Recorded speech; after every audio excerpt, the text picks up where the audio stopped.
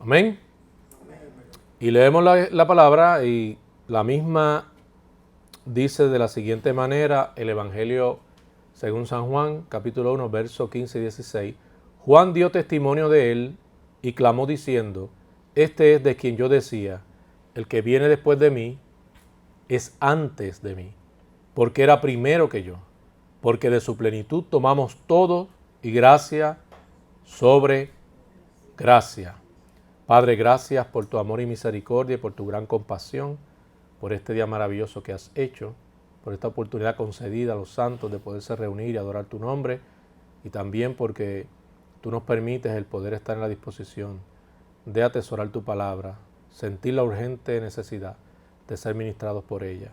Ayúdanos, Señor, glorifícate según tu voluntad. En nombre de Cristo hemos orado, te damos gracias, Señor. Amén. Amén. Para muchas personas la pregunta acerca de quién es Jesús, ¿verdad? O cualquier pregunta relacionada a la existencia de Dios o la posibilidad de un Dios para algunos, ellos muchas veces responden o aluden que de existir estaríamos hablando tal vez de una entidad distante, lejos, ¿verdad?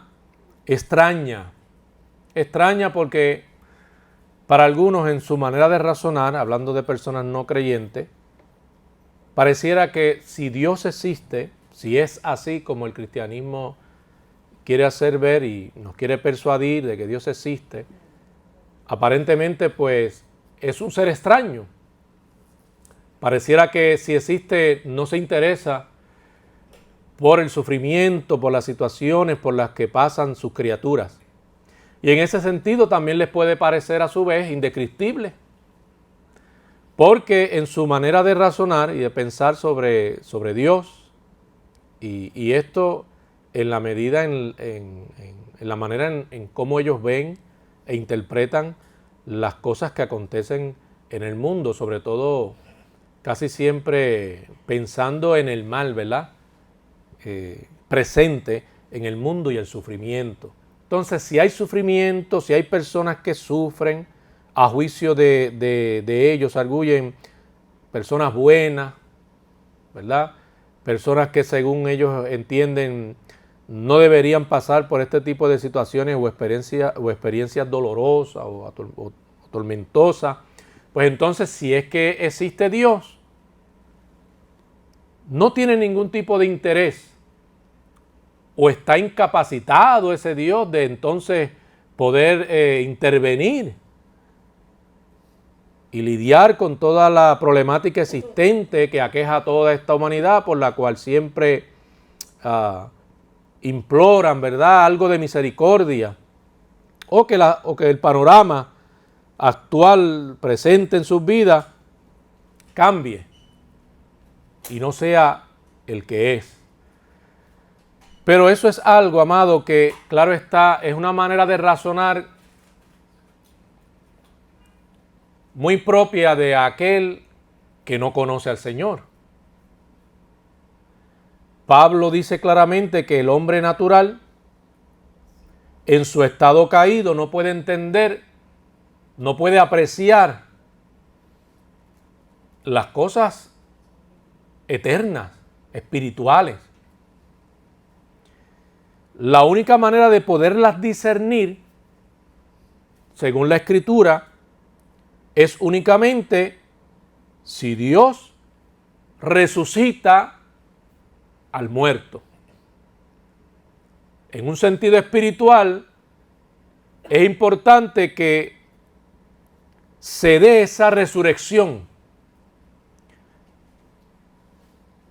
para que el muerto, por sus delitos, pecados, por su condición pecaminosa o estado caído, pueda volver a la vida y entonces pueda entender cuál es la verdad. Y sobre todo en lo que respecta a la deidad de Cristo. Este es un tema que siempre debe estar presente en la boca de todo creyente y que siempre cada creyente debe estar presto a presentar defensa, porque la deidad de Cristo sigue siendo atacada y seguirá siendo atacada. La historia nos prueba, o sea, históricamente siempre se ha atacado la deidad de Cristo. Y eso es algo que cuando consideramos todos los años que han transcurrido, no ha cambiado. Todavía la gente se debate sobre ese asunto de la deidad de Cristo. ¿Es verdaderamente divino? ¿Es verdaderamente Dios? ¿Es verdaderamente quien dijo ser? Al menos conforme al relato de los evangelios. Y no solo eso, amado, lo importante que es esta pregunta. ¿Por qué? Porque la respuesta que se dé a esa pregunta sobre quién es Jesús, va a determinar dónde esa persona pasará la eternidad. En la zona de Cesarea de Filipo, que me viene a la mente, no era algo que formaba parte de los apuntes que tengo, pero en la Escritura se nos habla de que en un momento dado, en esa zona de Cesarea de Filipo, precisamente es Cristo el que hace esta pregunta, y esa pregunta está relacionada a Él mismo. ¿Sobre quién es? ¿Qué dice la gente de mí? A ver, infórmenme. ¿Qué es lo que han escuchado? ¿Qué es lo que están diciendo? ¿Por qué era tan importante esa pregunta? ¿Por qué era esencial saber qué la gente pensaba de Cristo? Por lo que les acabo de decir. La respuesta que el hombre dé a esa pregunta determinará dónde va a pasar la eternidad. En ese caso en particular, muchos decían, muchos quizás, ¿verdad?, consideraban, bueno, es un hombre de buenas obras, de una fe óptima. Para algunos otros era un profeta más, un excelente maestro quizás. Pero la respuesta acertada, aunque Cristo en efecto era un buen maestro, también fungió como un profeta, ¿verdad? Y de hecho fue el cumplimiento de todas las profecías que apuntaron a él. Es mucho más que eso. Y esa respuesta, que es la que se espera, la importante, tiene que ver con la deidad de Cristo. Es que el hombre entienda que es Dios hecho carne, que es el Salvador. La Escritura registra que cuando Pedro pudo responder bien al respecto, el mismo Señor le tuvo que aclarar que Pedro pudo tener la respuesta correcta porque el Padre se lo reveló. O sea que aquella revelación, aquella convicción que hizo posible el dar una respuesta correcta sobre la identidad de Cristo, más allá de verlo como un buen maestro y un buen profeta, como el Salvador, el Dios encarnado, el mismo Señor le dice, carne y sangre no te lo revelaron, sino mi Padre que está en los cielos. Y todavía hay personas que dudan respecto a la salvación, si los propios hombres pueden ser el autor de ella.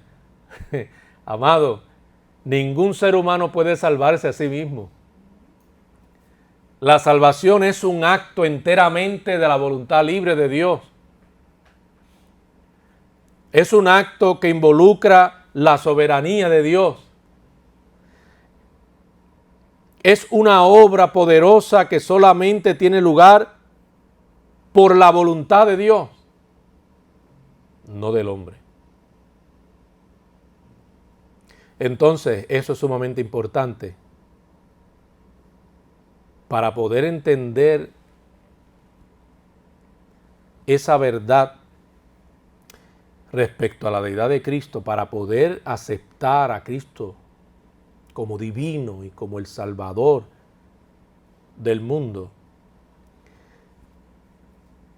Dios tiene que obrar y tiene que en efecto resucitar a un muerto.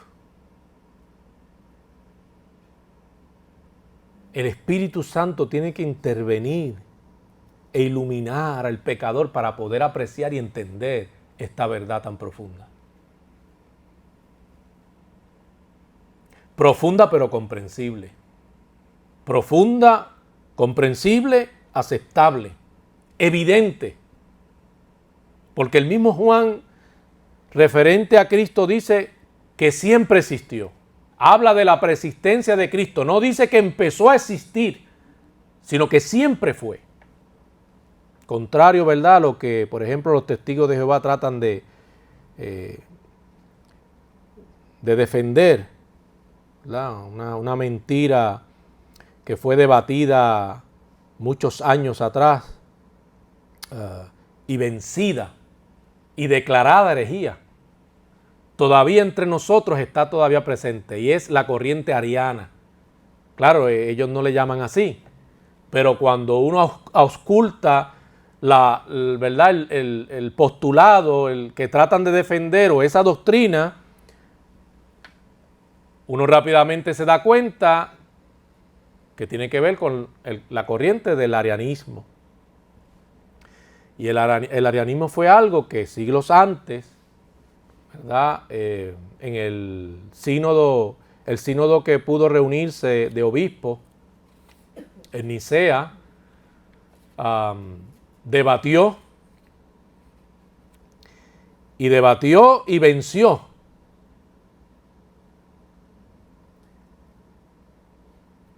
las falsas pretensiones de Ario y la falsa doctrina de Ario, y quedó rebajada como herejía.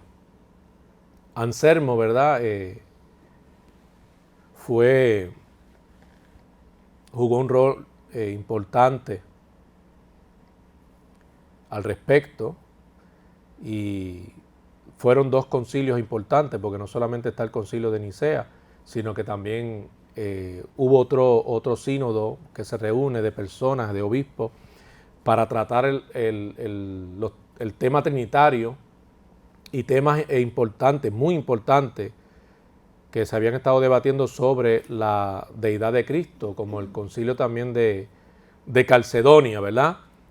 Y gracias a Dios que Dios siempre, ante la necesidad apremiante y sobre todo por designio divino, porque hay una intención divina, hay un deseo de parte de Dios de salvar, de redimir. Y es Dios quien adelanta su propia causa. Nosotros somos parte del programa, del propósito de Dios. Fuimos integrados a ese plan y somos instrumentos y estamos trabajando. En ese sentido sí se puede decir, en la salvación no, pero en ese sentido sí somos colaboradores, ¿verdad?, del Señor, y servimos a los planes y propósitos de Dios. En un sentido podemos vernos como quienes adelantamos esa causa, pero en realidad quien adelanta esa causa es el Señor mismo.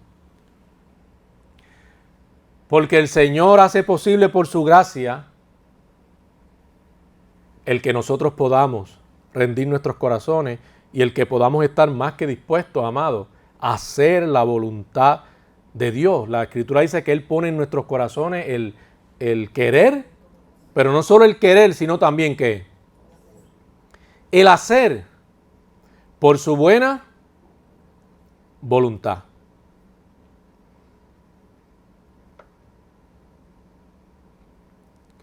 Ahora, ahí, claro está, hay una disposición, tiene que haber una disposición nuestra de querer atender, de querer atender aquello que es el deseo de Dios, lo cual ya ha expresado Él con claridad. El cristiano debe estar más que enterado de cuál es ese propósito. Y déjeme aclarar algo aquí. No es incorrecto decir que parte de ese propósito de Dios es redentor. Él quiere que los pecadores sean salvos, sí. Pero eso realmente viene a ser lo principal, lo esencial respecto a la razón por la cual Él se humana. Ciertamente, no negamos que la Escritura expresa claramente el deseo de Dios y voluntad de Dios de que los hombres sean salvos, porque Pablo mismo comparte en uno de sus escritos claramente, y creo que va dirigido a Timoteo, porque el deseo de Dios es que todos los hombres sean salvos y vengan al conocimiento de la verdad. Pero cuando uno lee eso, de momento uno puede concluir que en definitiva de eso se trataba todo, solo de que almas pecadoras fueran salvas, libradas de la condenación eterna y ya. No. Algo que yo les compartía en la clase, en el estudio por la mañana, y parte de lo que estábamos discutiendo sobre ese principio de vida, la importancia de escuchar el consejo de Dios, recuerdan que yo incluí algunos pensamientos de una escritora de un libro muy bueno, Verdad Total, que me pareció muy pertinente y que guardaba mucha relación con el estudio que se está dando, ¿verdad? Y de ahí les compartía varias cosas, pero una muy importante: la importancia de redimir esta cultura del error. Como eso es parte del deber también de la iglesia. Y eso involucra ese aspecto, ¿verdad? Lo cual viene a ser sumamente importante también, de cómo debemos vernos como también defensores de la verdad cristiana. Y cómo persuadimos a personas en su estado caído, hablando los estragos del pecado, ¿verdad? Cómo nosotros persuadimos y convencemos de que la voz de la iglesia es sumamente importante en cualquier escenario que atienda el tema que sea importante en una sociedad. Claro, todo lo que se ha tratado de hacer es lo contrario. Es tratar de no darle apertura, oportunidad o lugar a la iglesia en los temas sociales, porque para mucha gente la iglesia es un mito, lo que comparte es un mito, ¿verdad? No importa lo que puedan decir, no tienen nada que aportar, porque todo se reduce, según el hombre en su estado caído, todo lo que tiene que ver con un supuesto Dios y un cristianismo y la iglesia se reduce a algo que es para personas poco intelectuales. Cosas que son totalmente falsas y que pueden probarse que eso es totalmente falso y que la gente lo que hace es repetir como el papagayo algo que escuchó de otra persona, que muchas de las cosas que aún se tratan de validar o usar como científicas no siempre son del todo científicas, sino pseudociencia, y que la fe cristiana no es ciega. La fe cristiana emplea metodologías que son propias de la ciencia. En la mañana en el estudio, por ejemplo, yo les compartí aquí, ¿verdad?, respecto a a un aspecto de la importancia de la verdad que la iglesia debe estar dispuesta a compartir, datos que son empíricos. Hay datos empíricos para probar eso, pero sobre todo en asuntos de fe hay datos empíricos. Se usa una serie de disciplinas y metodologías que se conocen en diferentes ramas y diferentes campos filosóficos, científicos. Claro, pero para alguien que simplemente lo que quiere es decir, negar y decir no existe Dios solo por lo que escucha de otros y repetir lo mismo, o simplemente porque no le conviene que Dios exista, porque ama el pecar y disfruta esa vida, ¿verdad?, libertina, entregada, abandonada a los apetitos y los deseos voraces de la carne, no redimida, ¿verdad?, o no salva. Bueno, pues hay excusas. El que quiera buscar excusas, hay miles. Pero mucha gente dice cosas que no son ciertas.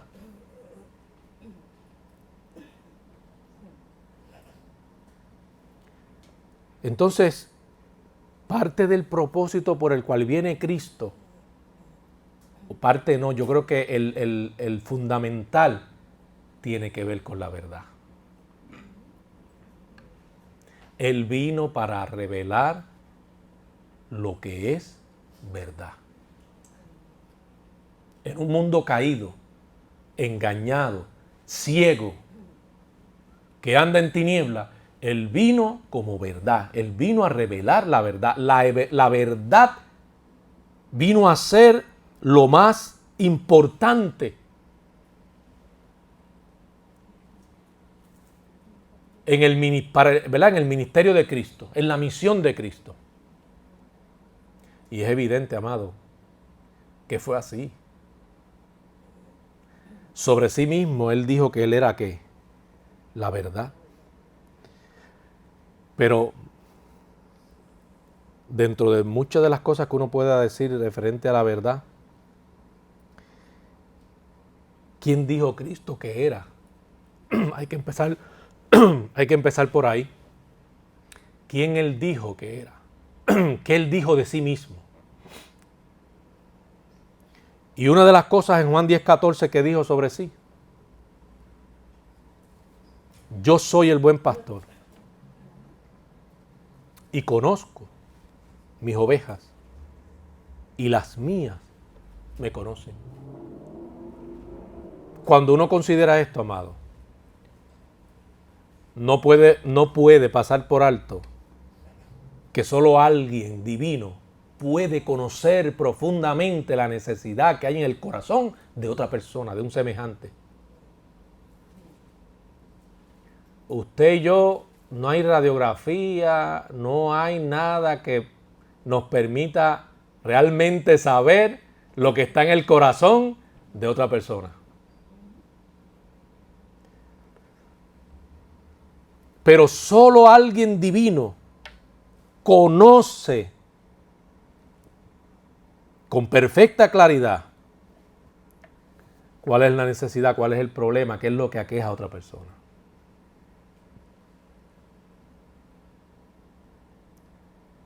Así es que esa manera esa expresión, el yo soy el buen pastor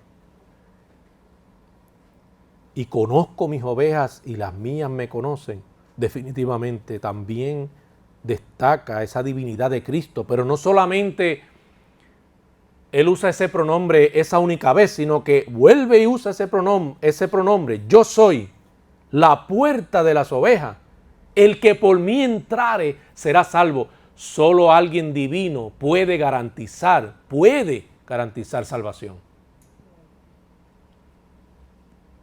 Ese era Jesús. Juan 10, 7 y 9. Pero no son las únicas dos veces que usa el pronombre para destacar con ello que Él es mayor, que Él es uno, que excluye a cualquier otro porque no hay otro, sino solo Él. En Juan 10:30, yo y el Padre, uno somos. Este todavía es mucho más revelador, porque este también expone y revela lo que tiene que ver con la doctrina, ¿verdad?, trinitaria, que es evidente, que es bíblica, que no es un invento. Aquí está hablando de que en esencia Jesús y el Padre son el mismo.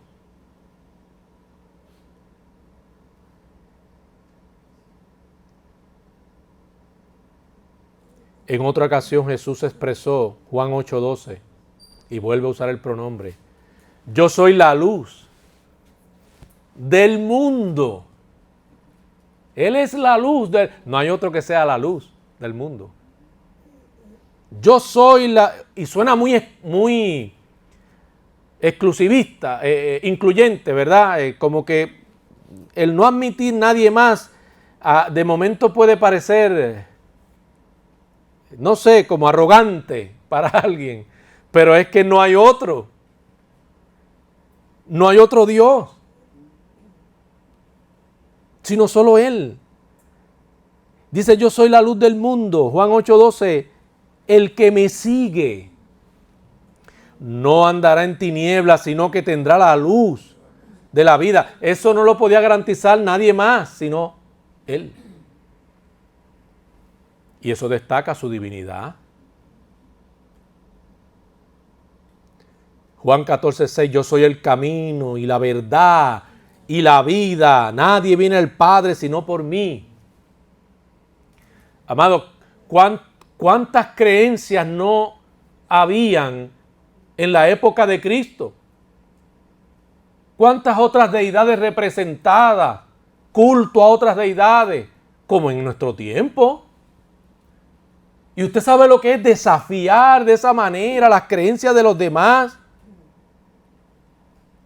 Para quienes insisten hoy en que se puede vivir armoniosamente con esa pluralidad, que cada quien crea en lo que quiere, que hay varios caminos que pueden llevarnos y total, todos nos llevarán al mismo lugar, toda esa falacia, toda esa mentira. Si hubiese sido así, Cristo lo hubiese dicho o lo hubiese expresado de esa manera, que se entendiera de esa manera, pero no, en el contexto de Cristo, que hay otras creencias, que hay otros dioses que son seguidos y adorados, Él allí dice valientemente, yo soy el camino y la verdad y la vida, y aclara, nadie viene al Padre si no es por mí. Juan 14:6. O sea que excluye cualquier otra creencia. ¿Por qué? Porque cualquier otra creencia es vana. No solo es vana, es una patraña del diablo para engañar a la persona y darle una falsa expectativa de seguridad y de salvación que no existe. Porque no hay salvación fuera de Jesús.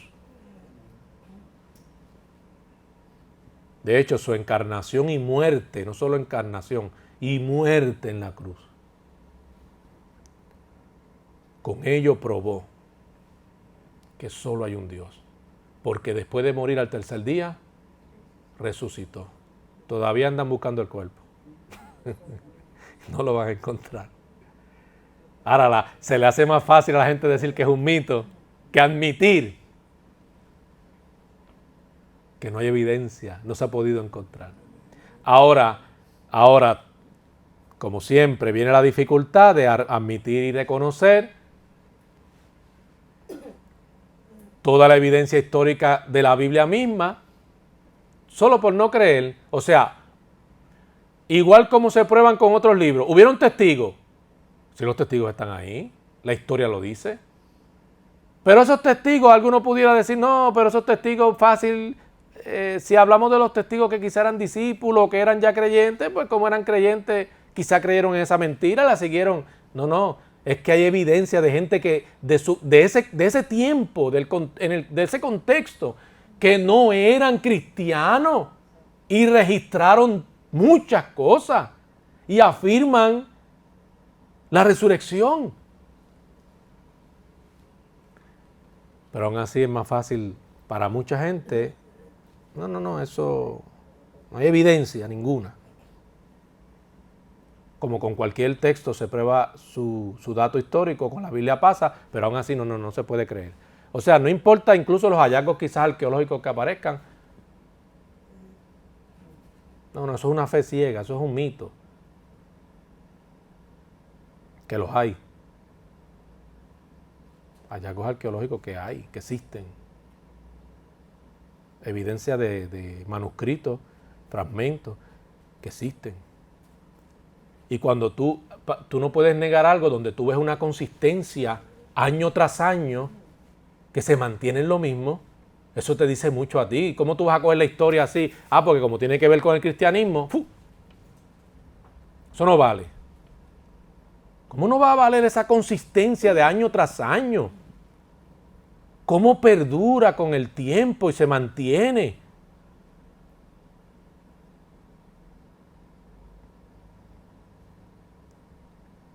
Ahora, ¿qué otra cosa serviría para, más allá de las declaraciones mismas de Cristo, las declaraciones, lo que expresa, qué ayudaría, aparte de eso, para uno concluir que en efecto era divino?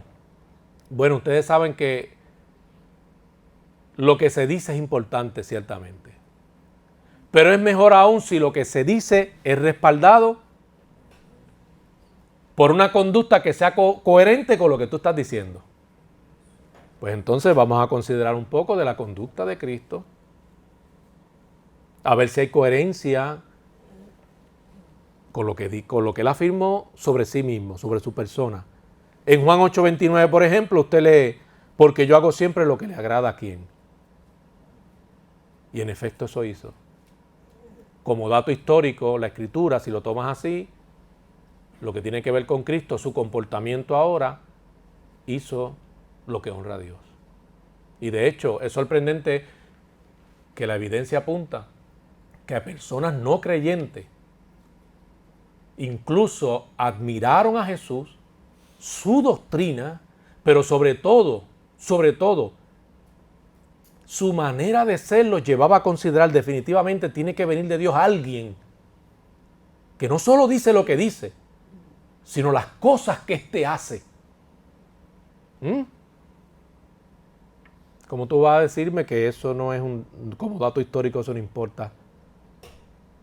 Si aún como dato histórico muchos no cristianos, escritores de esa época lo validan que Jesús existió, validan muchas de las cosas que hizo, validan sobre los testigos que hubieron y todo se puede corroborar, pues no pueden, ¿sabes? No puede ser.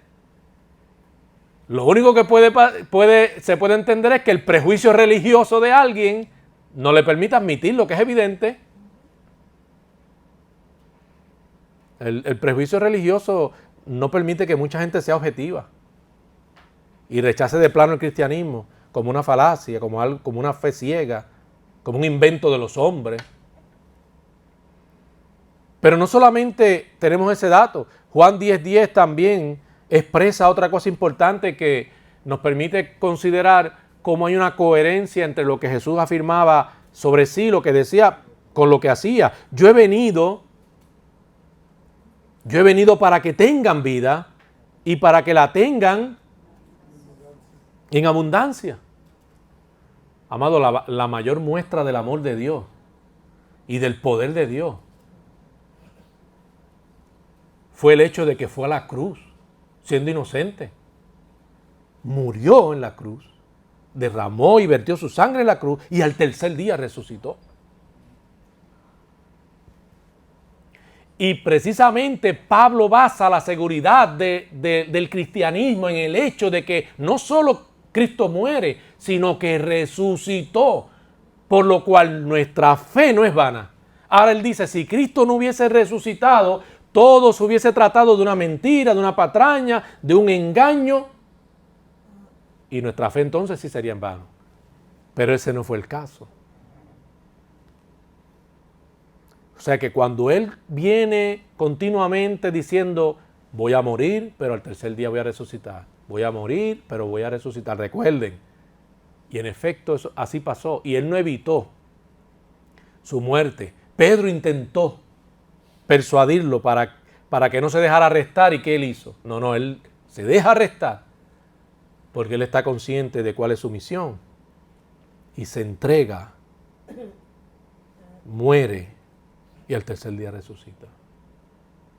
La coherencia es evidente entre lo que decía o afirmaba de sí. Mateo 9:6 dice, el Hijo del Hombre tiene potestad en la tierra para perdonar pecado. Amado, si no es divino, no tenía esa potestad. Y de hecho los judíos mismos lo confirmaron así. Solo Dios puede perdonar pecado. Y por eso les pareció algo que debió ser confrontado, porque ellos no entendieron que Jesús era Dios encarnado. Ellos no entendieron o no pudieron darse cuenta de la divinidad de Cristo. Por eso declaró Cristo lo que declaró, que Él podía ¿qué? Perdonar pecado. Entonces lo ven como una amenaza y viene, pues se arma el revuelo y viene todo lo que pasa y empiezan a perseguirlo, lo tildan de blasfemo. No razonan para sí sobre la posibilidad de la divinidad de Cristo y sobre la posibilidad de que Él está cumpliendo lo que los profetas habían dicho de Él. No. Pero todavía hay otras expresiones que tienen que ver con esa coherencia entre las palabras y los hechos, lo que hizo, la conducta de Cristo. Juan 10, 17 y 18. Jesús dice, yo pongo mi vida para volverla a tomar. Nadie me la quita, sino que yo mismo la pongo.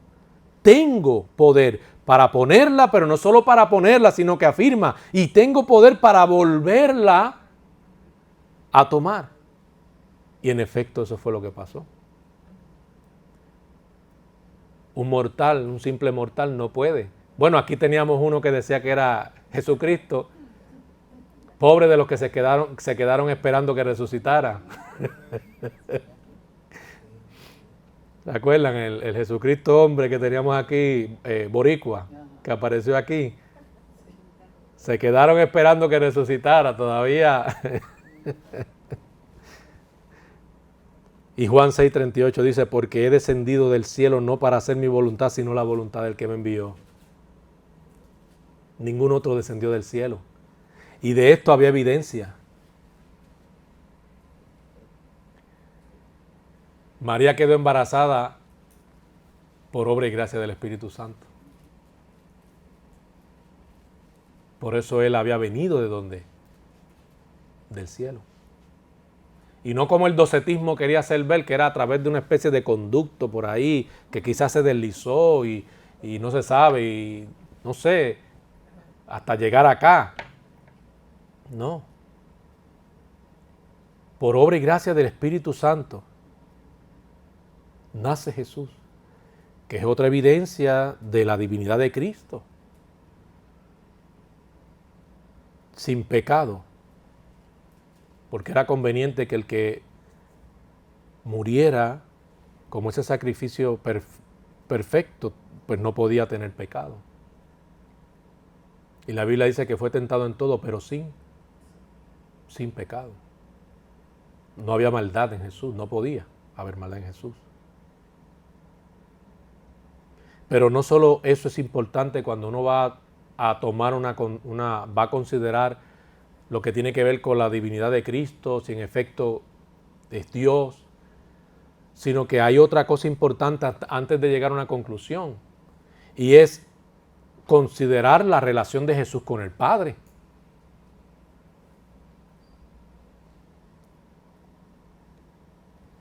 Génesis 1:26, por ejemplo, dice, hagamos al hombre a nuestra imagen, semejanza, ¿verdad?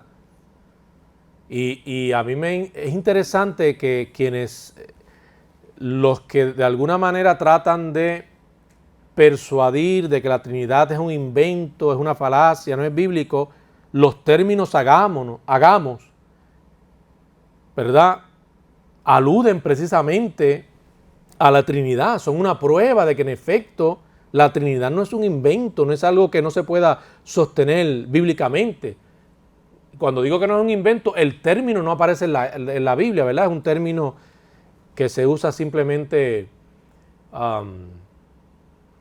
para expresar o se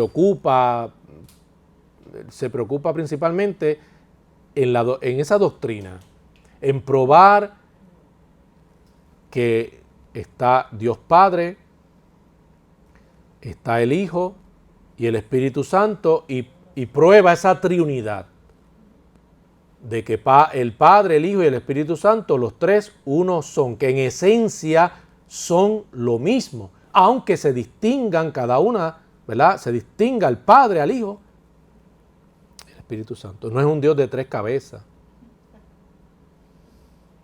La Escritura afirma, los tres uno son. Así es que tenemos ese concepto trinitario, tiene base desde el Génesis. No es un invento, no es una falacia. Juan 10:30 dice, yo y el Padre uno somos, que ahorita lo usamos, nuevamente lo usamos para reafirmar ahora, ¿verdad? Y poder concluir que en efecto, cuando se considera la relación del Hijo con el Padre, si son uno, lo que está diciendo es que comparten la misma esencia. Por lo tanto, Cristo es divino. Porque Juan dice que Dios es espíritu. Por lo tanto, entonces, Cristo es que es divino. No solo es divino, como les dije ahorita, recuerden, no empezó a existir. Juan plantea claramente que Cristo siempre existió. Esa preexistencia queda evidenciada, es algo claro. Para Juan es claro.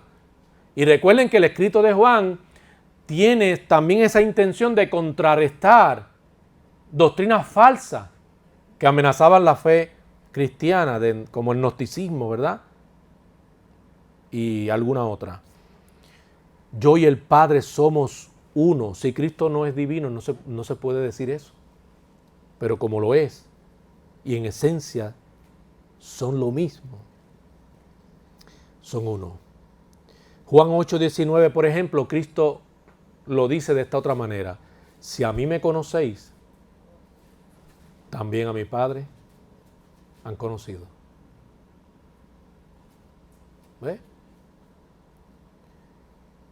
Hay una oración en Juan 14, 16 al 17, una oración importante que también es evidente, ¿verdad? Sirve como esa evidencia para concluir que en efecto Cristo, ¿verdad?, es divino.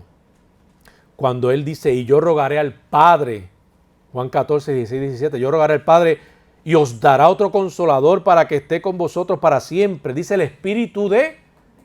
Es interesante como lo llama, aquí, el Espíritu de verdad, al cual el mundo no puede recibir porque no le ve ni le conoce, pero vosotros le conocéis porque mora con vosotros y estará con vosotros. Me llama la atención de lo que ahorita estábamos hablando, cómo la Escritura valida o confirma que en efecto el hombre en su estado caído no puede entender o apreciar las cosas espirituales. Aquí se le llama por eso, aquí se le llama el Espíritu de verdad. Sin el Espíritu de Dios morando en la persona, en el ser humano, difícilmente pueda entender. Difícilmente pueda entender la verdad. Por eso dice que al no estar morando en las personas no creyentes, porque el mundo ahí habla de aquellos no salvos, no le pueden ver, no le pueden conocer. Mas luego dice, pero nosotros le conocemos, aludiendo a los que han sido ¿qué? A los que han sido salvos. Ahora los salvos tienen esta comprensión porque ¿verdad? Surgió esa convicción y la verdad les es evidente porque el Padre se las reveló y ellos están conscientes y pueden ser capaces de apreciarla y vivir de acuerdo a ella e incluso defenderla. Ya para los salvos no es una locura. Para los que se pierden, sí lo será. En el principio era el Verbo y el Verbo era con Dios. Y el Verbo era Dios, Juan 1:1. Juan testifica que Cristo es Dios, hecho hombre. Por eso el término Emmanuel. Dios con nosotros. Todas las cosas por Él fueron hechas. Destacando nuevamente la divinidad de Cristo y esa relación con el Padre. Todas las cosas por Cristo fueron hechas y sin Él, Juan 1:3, nada de lo que ha sido hecho fue hecho. O sea que Juan identifica a Cristo no solo como el Salvador, sino ahora también como el Creador, lo cual también Génesis respalda en el capítulo 1, verso 26. O sea que Cristo también es el Creador. Es la imagen del Dios invisible. Y aquí viene entonces lo que los arianos, lo que los testigos de Jehová han confundido, el primogénito de toda la creación. Ah, si es el primogénito, fue el primero en ser creado.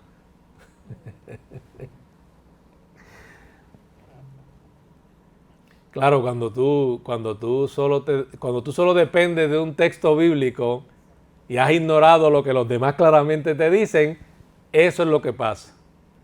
Si tú no niegas, si tú consideras todos los demás textos que incluso aquí he podido presentar a ustedes como evidencia bíblicamente hablando, prueba de que Cristo es divino y es Dios, cuando tú excluyes esos versos que hablan con total claridad de su eternidad y demás, pues cuando vienes a un texto como este y solo te basas en él, pues eso pasa.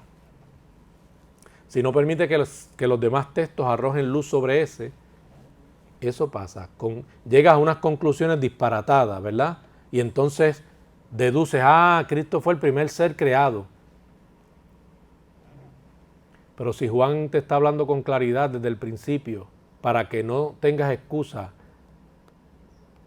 de que Cristo siempre existió, que es eterno, no tuvo un principio, como no tendrá que, no puede tener un final. Dice, primogénito de toda creación, porque en él fueron creadas todas las cosas, las que hay en los cielos y las que hay en la tierra, visibles e invisibles, sean tronos, dominio, principado, potestades. Ahora, interesantemente luego puntualiza, todo fue creado por medio de Cristo, pero también dice para Él. Pues porque no hay otro más grande que Él. Todas las cosas le glorificarán. Usted y yo, por eso debemos glorificar a Cristo, porque usted y yo existimos porque Dios quiso.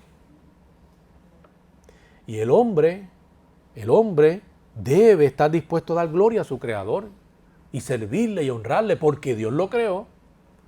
Entonces se ha tomado esto del libre albedrío como una interpretación de que al tener un grado de libertad que también se ha malinterpretado como ser autónomo, y no es así. Pero los hombres entonces, basados en eso, usándolo como excusa, dicen, si el Señor nos concedió libre albedrío es para que nosotros hiciéramos lo que nos dé la gana. No, en realidad aunque Dios concedió un grado de libertad a sus criaturas, no fue nunca para que pecaran y se alejaran e hicieran el mal, sino para que voluntariamente le amaran, se sometieran y le honraran. Por eso es que Dios demandará y juzgará a las naciones, a todo ser humano. Y no tendrá por inocente, dice, al culpable. Juan 6:38 dice, porque he descendido del cielo no para hacer mi voluntad, sino la voluntad del que me envió. Y luego Cristo también, para que no tengamos duda alguna, en Juan 5:36 dice, las mismas obras que yo hago dan testimonio de mí, que el Padre me ha enviado. Y Juan 8:29, como un complemento a eso que acabo de decir, dice, porque yo hago siempre lo que le agrada. Lo que agrada al Señor. Es que no puede ser de otra manera. Porque hablamos de que en esencia son lo mismo. En el Padre no hay tiniebla. En el Hijo no habrá tiniebla. En el Padre no hay maldad, en el Hijo no habrá maldad. Por eso es presentado por Juan como la luz del mundo. Él es la verdad que los hombres necesitan conocer. Y la iglesia ha sido establecida como un faro de luz en medio de las tinieblas para comunicar esa verdad, no una verdad personal, no nuestra verdad, no se trata de nuestra verdad, no es el testimonio nuestro, es el testimonio de Cristo, Es la verdad de Cristo, es la doctrina de Cristo, es el bendito y glorioso evangelio del Señor lo que nosotros debemos compartir al mundo, porque es lo que el mundo necesita. Por eso dice Juan 10:10, vino para que tuviéramos vida y vida en abundancia, pero sin olvidar que el propósito principal es que vino para presentar la verdad. Recuerden lo que le comenté de esa autora de ese libro. La verdad se hace cada vez más necesaria, aun cuando la gente crea que no la necesitan. Pero nosotros sabemos que sí. La iglesia, con la verdad del Señor, está también para redimir una cultura del error. Y nosotros tenemos la verdad de Cristo que hace libre al pecador. Ahora, es importante que el mismo creyente ausculte cuál es la percepción que tiene de Dios, sobre todo de Cristo. ¿Qué piensa usted como cristiano de Cristo? Ese ha sido siempre su pensar de Cristo, según lo que aquí se ha podido compartir. Su pensar siempre ha sido el bíblico, lo correcto referente a Dios. Usted como cristiano también ha venido dudando y quizás porque de alguna manera ha sido influenciado, persuadido con el error. Eso es importante. Porque si usted va a defender la verdad, debe estar seguro de la verdad. Sobre todo, no se puede ser testigo de la verdad si uno mismo no ha sido salvo primero. Oremos al Señor que nos dé el valor para defender aquello que constantemente es atacado. Y que el enemigo sabe que si logra que la gente dude de la deidad de Cristo y simplemente lo considere un Gandhi, un tipo de maestro, un filósofo, quizá algún tipo de profeta que lo fue, pero no Dios encarnado, no el Salvador, se condenarán eternamente. O sea que está en juego la eternidad de la persona. Oremos por las almas y oremos para que como iglesia Dios nos dé a nosotros el valor siempre y nos permita capacitarnos y equiparnos de la mejor manera posible para presentar defensa de la fe donde quiera que se nos demande, donde quiera que sea necesario. Pero sobre todo, procuremos ser intencionales predicando la verdad, porque al mundo le urge, amado, conocer la verdad. Las personas en su estado caído no entienden por sí mismas que necesitan ser salvos. Pero nosotros lo sabemos y estamos llamados simplemente a obedecer lo que Dios nos ha pedido. Predica el Evangelio, testifica de la verdad de Cristo, persuade del error. Y el Señor, quien es el único autor de la salvación, concederá, según su beneplácito, la salvación. Pero nosotros seamos obedientes en ese encargo del Señor y hagámoslo con gozo, con entusiasmo, con mucha energía, ¿verdad? Con mucha alegría de corazón. Padre, gracias por tu amor, misericordia y bondad. Gracias por este día hecho y por estas oportunidades concedidas. Mira tu palabra, Dios, que es un deleite, una bendición. Señor, que siempre podamos sentir gozo cuando estamos conociendo tu palabra, aprendiendo de tu palabra. Que atesoremos en lo profundo de nuestro corazón cada consejo tuyo y que estemos en la disposición de obrar de acuerdo a tus mandamientos para que tú seas exaltado. Señor, ayúdanos a seguir orando por esas almas que necesitan ser salvadas. Ayúdanos, Señor, a seguir estando dispuestos a predicar el Evangelio independientemente de las consecuencias. Ayúdanos a hacerlo sabiendo que tú soberanamente intervienes y obras y haces posible la salvación. Señor, glorifícate, pero sobre todas las cosas, Señor, que en todo lo que hagamos, tú seas exaltado, seas honrado. Guárdanos, bendícenos y cuídanos de toda mentira y todo engaño. Por Cristo Jesús te lo pido. Amén.